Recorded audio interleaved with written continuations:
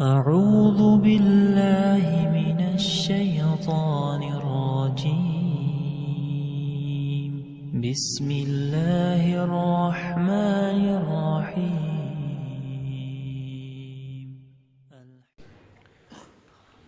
اس آیت کے اندر اللہ تعالیٰ نے بڑی خوبصورت بات بیان فرمائی، اور اس آیت کے اندر اللہ تعالیٰ نے جناب محمد الرسول اللہ صلی اللہ علیہ وآلہ وسلم کو مخاطب کر کے فرمایا، قل، اے میرے نبی آپ فرما دیجئے، کل یعمل علی شاکلتہ، ہر انسان، ہر آدمی عمل کر رہا ہے علی شاکلتہ، اپنے طریقے کے اوپر، یعنی جو اس کو اچھا لگتا ہے ہدایت کے ساتھ یا گمراہی کے ساتھ، جو اس کو اچھا لگتا ہے وہ اپنے اپنے طریقے کے مطابق عمل کر رہا ہے۔ میرے محترم بھائیوں، شاکلاتی یہ لفظ جس طرح ہے انسان کی شکل ہے کہ ہر انسان کی شکل مختلف ہے، اس کی شیپ مختلف ہے، اسی طرح ہر انسان کا اپنا ذہن، اپنا مائنڈ اور اپنی سوچ مختلف ہے۔ دنیا کے اندر کتنے بے شمار انسان ہیں، بے شمار شکلیں ہیں، ان لمیٹڈ، اور بے شمار انسان کی سوچیں، ذہن اور مائنڈ ہیں۔ اللہ فرماتے ہیں میرے نبی کہہ دیجئے کہ ہر انسان اپنے اپنے طریقے کے مطابق عمل کر رہا ہے، اور ہر انسان یہ سمجھتا ہے کہ میں ٹھیک کر رہا ہوں، میں حق کے اوپر ہوں، میں جو کر رہا ہوں یہ صحیح ہے۔ لیکن اللہ تعالیٰ کیا فرماتے ہیں، فَرَبُّكُمْ، تو رب تمہارا عالم زیادہ جانتا ہے، بمن، ساتھ اس کے جو ہوا وہ اہدا زیادہ ہدایت یافتہ ہے، سبیلا، راستے کے اعتبار سے، یعنی آپ کا رب زیادہ جانتا ہے کہ راستے کے اعتبار سے کون سیدھے راستے کے اوپر ہے۔ تو معلوم ہوا میرے محترم بھائیو، ہر انسان کی نیچر، فطرت مختلف ہے، سوچ مختلف ہے، ہر بندہ اپنی دھن میں رہ رہا ہے۔ جیسے پیچھے بات ہوئی تھی کہ اللہ تعالیٰ انسان کے اوپر انعام کرتا ہے، کچھ منہ موڑ جاتے ہیں، اپنے پہلو سے ہٹ جاتے ہیں، اور کچھ ایسے لوگ ہوتے ہیں جو اکڑ جاتے ہیں، اور کچھ ایسے ہوتے ہیں کہ نعمتوں کی فراوانی ہے تو بھی شکر گزار ہے، نعمتیں جا رہی ہیں تو بھی اللہ تعالیٰ کو یاد کر رہے ہیں، ہر حال میں اللہ تعالیٰ کو یاد رکھتے ہیں۔ کچھ نافرمان ہیں، کچھ فرما بردار ہیں، کچھ نیک ہیں، کچھ بد ہیں، کچھ ان کے درمیان ہیں، طرح طرح کے انسان دنیا کے اندر موجود ہیں، اور یہ میرے اللہ تعالیٰ کی حکمت کا تقاضا ہے کہ اختلاف رہے گا۔ ہر انسان ایک راستے پر نہیں ہو سکتا، سارے انسان ایک راستے کے اوپر متفق نہیں ہو سکتے۔ یہ ان کے اندر جو اختلاف ہے، یہ جو مختلف طریقے ہیں، یہ اللہ تعالیٰ کی حکمت کے تقاضے ہیں، اور یہ اس لیے ہے کہ اللہ تعالیٰ انسان کو آزمانا چاہتا ہے کون صحیح راستے کے اوپر آتا ہے۔ جیسے کہ جناب محمد الرسول اللہ صلی اللہ علیہ وسلم کی ایک بڑی خواہش تھی، سورہ شعراء آیت نمبر 3 کے اندر موجود ہے۔ میرے نبی کی یہ خواہش تھی کہ ہر بندہ ہی مسلمان ہو جائے، کوئی بندہ کافر نہ رہے، یہ میرے نبی کی بہت بڑی خواہش تھی۔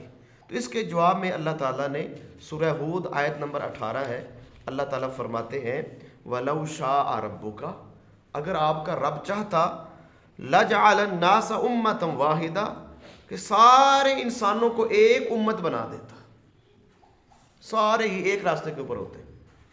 اللہ کے لیے کچھ مشکل نہیں تھا میرے محترم بھائی۔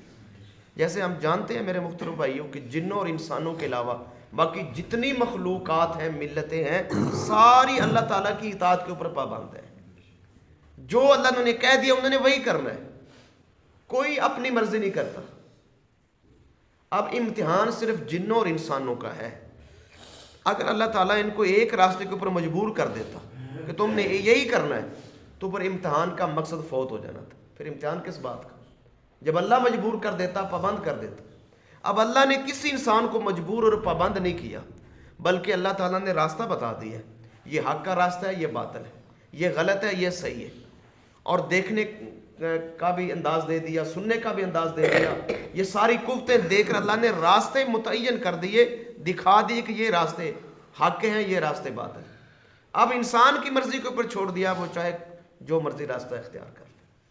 تو اللہ فرماتے ہیں میرے لیے کچھ مشکل نہیں تھا کہ میں ساری انسانیت کو ایک امت بنا دیتا۔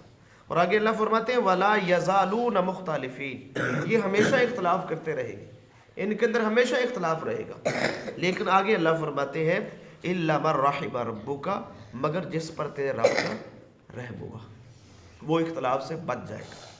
معلوم ہوا کہ یہ امت اگر اتفاق اور اتحاد اس کا ہو سکتا ہے تو وہ کتاب و سنت کے اوپر ہو سکتا ہے، یعنی قرآن اور محمد الرسول اللہ صلی اللہ علیہ وسلم کے فرامین اور آپ کی سنت کے اوپر یہ امت متفق، ان کا اتحاد، ان کا اتفاق ہو سکتا ہے۔ اور میرے محترم بھائیو آگے اللہ فرماتے ہیں وَلِذَالِكَ خَلَقَهُمْ، اسی لیے ان کو پیدا کیا ہے، یعنی ان کی آزمائش کے لیے ان کو پیدا کیا ہے۔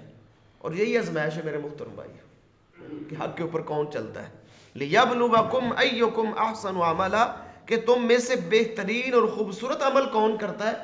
یہی میرے محترم بھائیو اللہ تعالیٰ کا تقاضا ہے اور یہی ہماری آزمائش ہے۔ اور سب سے زیادہ خوبصورت اور بہترین عمل وہ ہے جو جناب محمد الرسول اللہ صلی اللہ علیہ وسلم نے کیے ہیں، جو آپ کا طریقہ ہے، جو آپ کی سنت ہے، جو آپ کی زندگی سے مل جائے، وہ سب سے بہترین عمل ہے۔ اور میرا ایمان اور یقین یہ ہے کہ عمل ہی وہ ہے جو محمد کریم علیہ السلام سے ثابت ہے، باقی کوئی عمل نہیں ہے۔ میری مرضی کا عمل، آپ کی مرضی کا عمل، کسی پیر مرید کسی کی مرضی کا عمل، کوئی عمل نہیں ہے۔ عمل صرف محمد کریم علیہ السلام کے طریقے کا نام ہے۔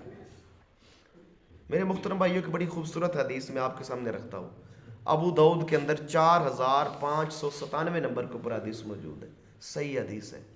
سیدنا معاویہ بن ابی سفیان رضی اللہ تعالیٰ عنہ اس حدیث کے راوی کہتے ہیں کہ اللہ کے نبی نے ہمیں خطبہ ارشاد فرمایا۔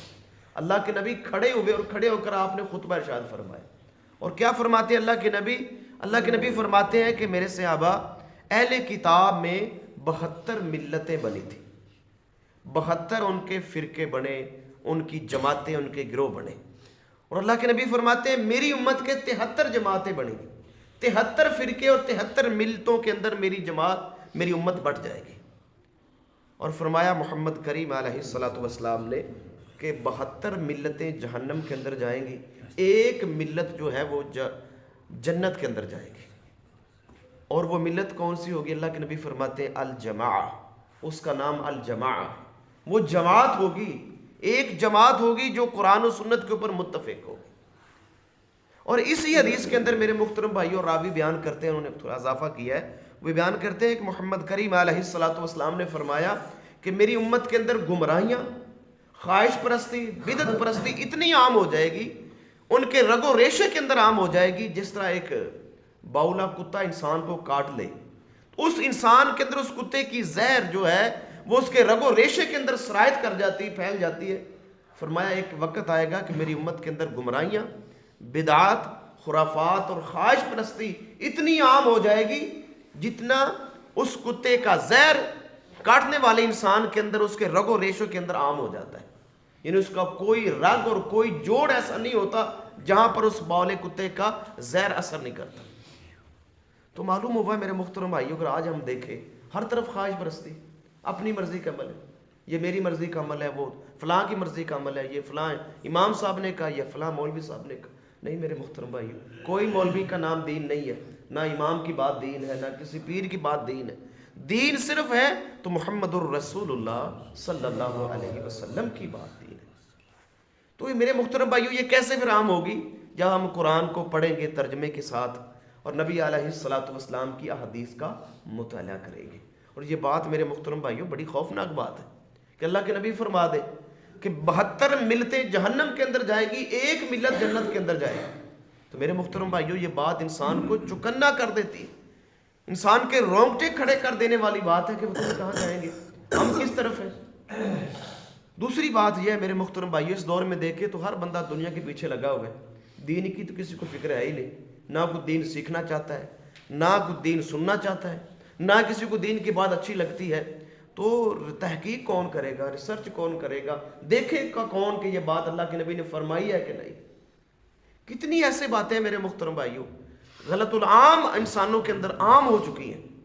میرے محترم بھائیوں میں ایک اشارہ کرنا چاہتا ہوں، اختلاف کی بات نہیں ہے، میرے لیے بھی اور آپ کے لیے بھی ہے، ہمیں دیکھنا چاہیے، سننا چاہیے۔ عموماً ایسا ہوتا ہے کہ جب جناب محمد الرسول اللہ صلی اللہ علیہ وسلم کا نام آتا ہے نا لوگ انگوٹھے چومتے ہیں، آنکھوں پہ لگاتے ہیں، میں اس کے اوپر اعتراض نہیں کرتا، لیکن ایک بات میں اپنے لیے اور آپ کے لیے بھی رکھنا چاہتا ہوں، آیا میرے نبی نے اس کا حکم دیا؟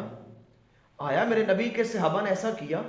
اگر انہوں نے ایسا کیا ہے پھر کوئی عمل نہ کرے تو میرے محترم بھائیو وہ مجرم انسان ہے، وہ کو میں ہوں یا آپ ہوں یا کوئی بھی ہو، جو سنت کو چھوڑ کر سنت کے اوپر عمل نہیں کرتا میرے محترم بھائیو وہ کوئی بھی ہو وہ مجرم انسان ہے۔ لیکن جو سنت کے علاوہ راستہ لیتا ہے میرے محترم بھائیو وہ بھی مناسب نہیں ہے، وہ بھی غلط کر رہا ہے۔ تو میرے محترم بھائیو یہ ایک اشارہ میں نے دیا ہے۔ اسی طرح ایک بڑی حدیث چھوڑی جاتی ہے، بالکل ضعیف حدیث ہے، لوگ کہتے ہیں کہ جی اللہ کے نبی نے فرمایا میری امت کے اندر جو اختلاف ہے وہ اللہ کی رحمت ہے۔ یہ بات غلط ہے، موضوع حدیث ہے، غلط ہے، صحیح نہیں ہے۔ اختلاف اگر رحمت ہے تو پھر اتحاد اتفاق ضامت ہوگا، اگر اختلاف رحمت ہے تو پھر اس کے متضاد جو میرے محترم بھائیو اتحاد ہے وہ ضامت بن جائے گا، نہیں، یہ بات غلط ہے۔ اتحاد اتفاق ہی اللہ کی رحمت ہے، اور وہ رحمت کہاں ملے گی؟ وہ قرآن کے اندر اور محمد کریم علیہ الصلوۃ والسلام کی سنت کے اندر رہے گی۔